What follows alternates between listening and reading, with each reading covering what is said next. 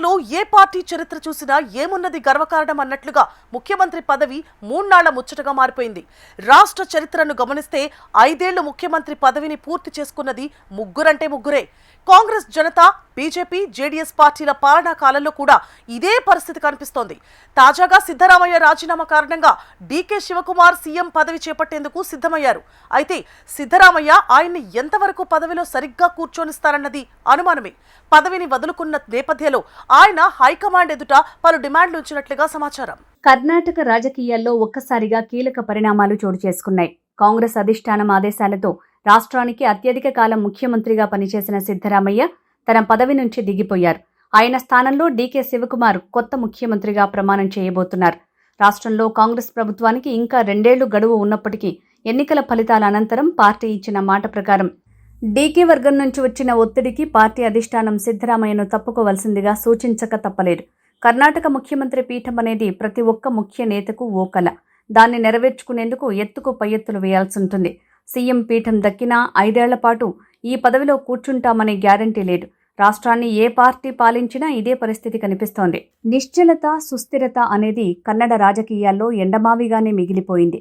ఉన్నత పదవికి సోపానమే ధ్యేయంగా, జీవిత లక్ష్యంగా నేతలకు మారడంతో రాష్ట్ర నేతల వ్యూహాలు, హైకమాండ్ల నిర్ణయాలు ముఖ్యమంత్రి పోస్టును 3 నాళ్ల ముచ్చటగా చేశాయి. కర్ణాటక రాజకీయ చరిత్రలో ఒకరిద్దరు మినహాయించి ఏ ముఖ్యమంత్రి కూడా గట్టిగా 5 ఏళ్ల పాటు పూర్తి పదవీ కాలాన్ని పూర్తి చేసుకోలేదు. 1956 నుంచి చరిత్రను గమనిస్తే పాత మైసూర్ స్టేట్, ప్రస్తుత కర్ణాటక రాష్ట్రం ముఖ్యమంత్రిగా పూర్తి కాలం పనిచేసిన వారు 3 మాత్రమే. కాంగ్రెస్ పార్టీ అగ్రనాయకుడు ఎస్ నిజలింగప్ప 2 సార్లు ముఖ్యమంత్రిగా పనిచేశారు. 1956లో ఏడాదికి పైగా ఆ పదవిలో ఉన్న ఆయన 1962లో మరోసారి ఆ బాధ్యతలు స్వీకరించారు.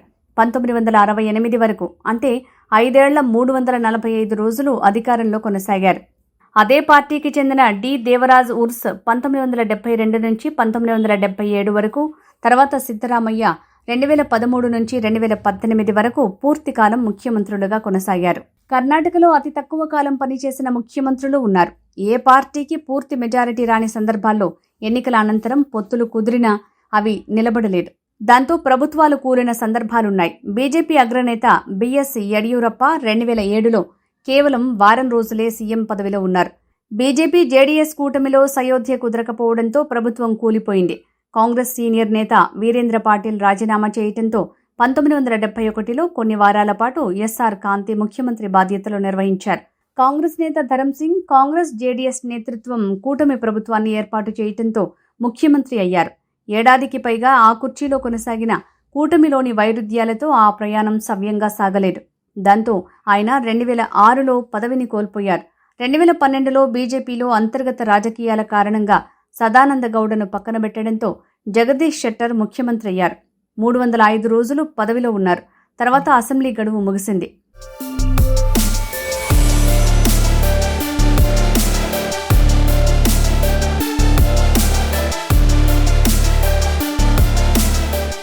ఇప్పుడు కర్ణాటక రాజకీయాల్లో ఎదురు చూస్తున్న నాయకత్వ మార్పు మొదలైంది. ట్రబుల్ షూటర్గా పేరొందిన డీకే శివకుమార్ ముఖ్యమంత్రిగా ప్రమాణ స్వీకారం చేయబోతున్నారు. 2023లో కాంగ్రెస్ అధికారంలోకి వచ్చినప్పుడే డీకే సీఎం అవుతారన్న ప్రచారం జోరుగా సాగింది. అయితే పార్టీ హైకమాండ్ అప్పట్లో సిద్ధరామయ్యకు ముఖ్యమంత్రి బాధ్యతలు అప్పగించింది. అప్పటి నుంచి డీకే శివకుమార్ సహనంతో ఎదురుచూశారు. ఇప్పుడు కాలం కలిసొచ్చింది.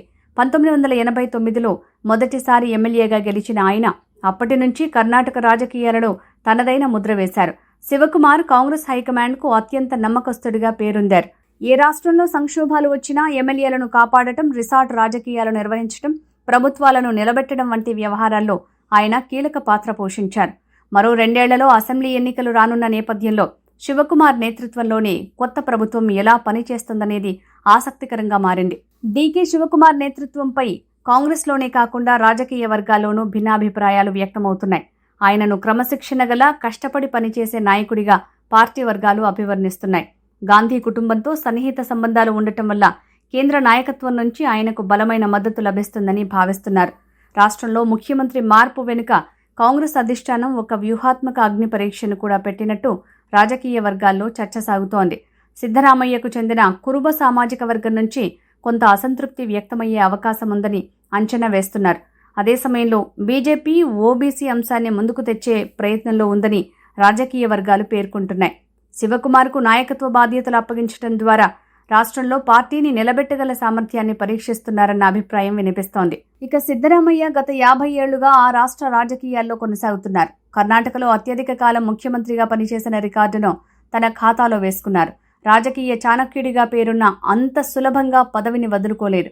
హైకమాండ్ ఎదుట పలు డిమాండ్లు పెట్టినట్టు సమాచారం. తన కుమారుడు యతీంద్రకు కీలకమైన మంత్రిత్వ శాఖను కేటాయించాలని, విద్య, వైద్య, వెనుకబడిన తరగతుల వంటి కీలక శాఖల్లో ఏదో ఒకటి కేటాయించాలని అడిగినట్లు చెప్తున్నారు.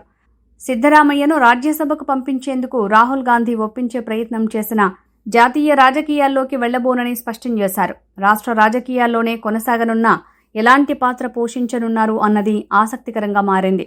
కర్ణాటకలో కొత్త ప్రభుత్వంలో 2 డిప్యూటీ సీఎంలుగా ఉండేలా సిద్ధు ప్లాన్ చేసినట్టు తెలిసింది.